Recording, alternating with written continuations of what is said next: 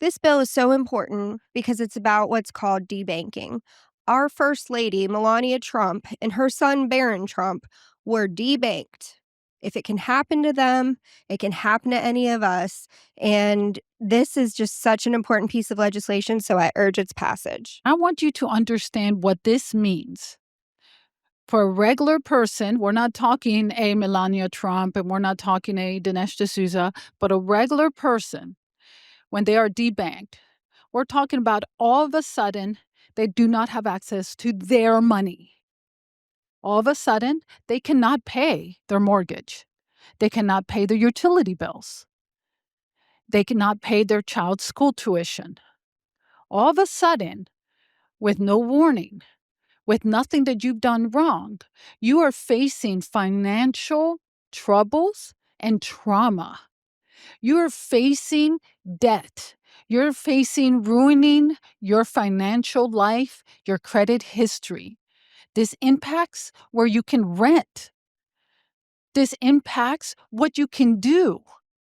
This impacts eating. So I just want you to understand that this happens to regular, ordinary people. And if it happened to you, if it happened to your daughter or your son or your grandchild, I want you to understand how terrifying this is. I support this legislation, and I'm very grateful to the sponsor for sponsoring it. Thank you, Mr. President. I just want to rise in opposition to this bill. I was in Judiciary Committee, and we had counsel answering questions for us. And one of the major concerns I had about this bill is it significantly places an onerous cause of action on employers in our state, namely the banks in our state.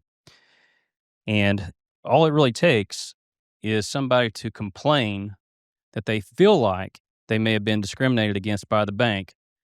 Mr. President, the flavor of this bill is what got West Virginia in so much trouble in the decades before 2015, frankly.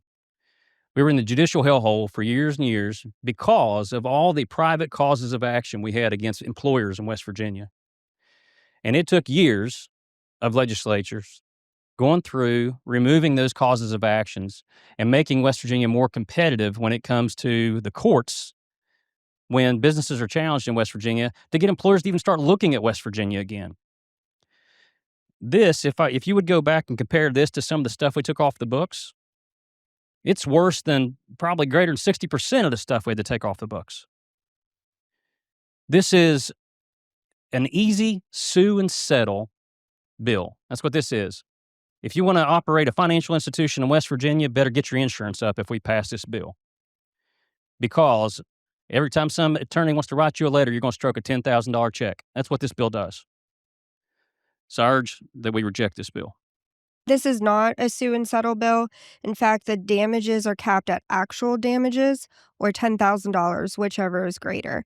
And in addition, in the Banking and Insurance Committee, we added that the financial institution may recover reasonable attorney fees and litigation costs from the plaintiff if this is a frivolous lawsuit.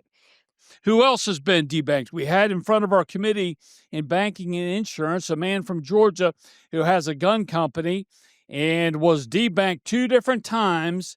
Each time it cost him $1 million each. When you start persecuting people because of their Bill of Rights, religious freedom, guns, whatever it may be, then there's a problem. Banks are empowered by the United States government. They have the United States government behind them. The U.S. government has been known to pressure these banks to persecute these people. Here's a man in Georgia, had a gun company, and was debanked 2 different times, cost him $1 million each time. I'm more worried about him than I am worried about $100 billion banks. Would the senator from Wood yield? Senator from Wood yield. Senator yields. Thank you for yielding, Senator. Could a person or a business decide not to do business with a woke bank? They could. And is it more risky for an employer to go to a state where they can be sued easier or harder? if they're being harmed by these $100 billion businesses, then they should have a right to sue. Don't you agree with that?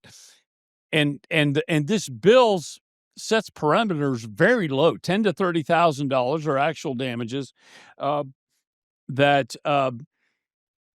these $100 billion banks will have to pay. This is nothing, and the banks, to discourage the frivolous lawsuits, they can bring the lawsuit against whoever's filed the complaint. One last statement before I sit down on this. People pay attention. Businesses that locate their $100 billion businesses, their $1 billion businesses, they pay attention to how many causes of action the state has on their books.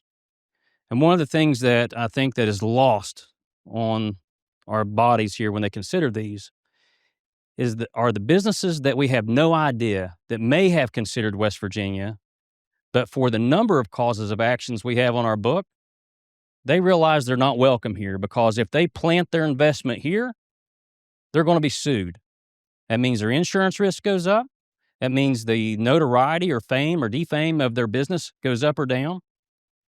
It also means that it could affect stock prices on publicly traded entities, which is where the really, really, really big risk is when you bring in companies of this level and you're going to say, you know what, if you make enough money, you're an easy target for us. We're going to sue you. This is bad for West Virginia because it runs jobs out of West Virginia. I urge rejection of this bill.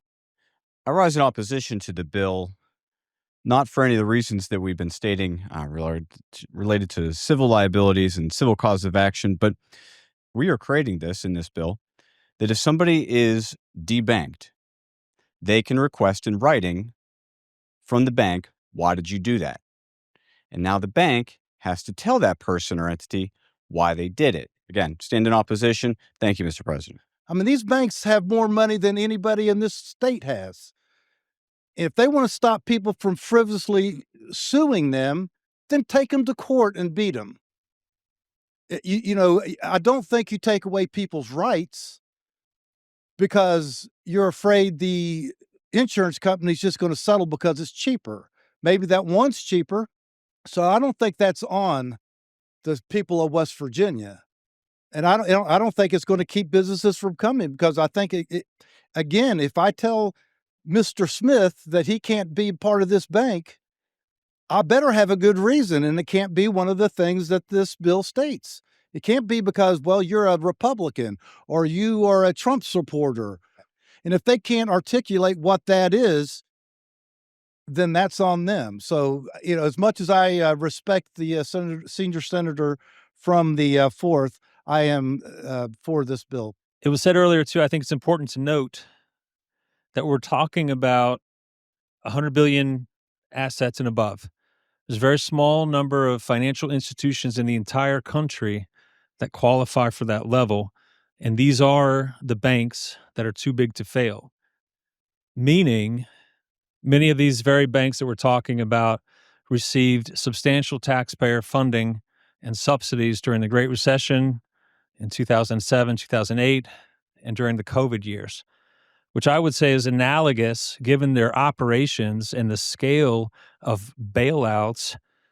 These companies, in a lot of ways, are analogous to a quasi-public utility upon which the citizens of West Virginia rely. I don't think it's fair that these too big to fail banks are taking bailouts from the taxpayers, but reserving the right to debank West Virginians if they disagree with their views. So this bill, it's not about going after business. It is about protecting West Virginians. It's about protecting West Virginians' right to free speech. It's about protecting West Virginians' right to religious freedom. And it's about protecting West Virginians' rights to guns. For those reasons, Mr. President, I speak in favor of the bill and urge passage.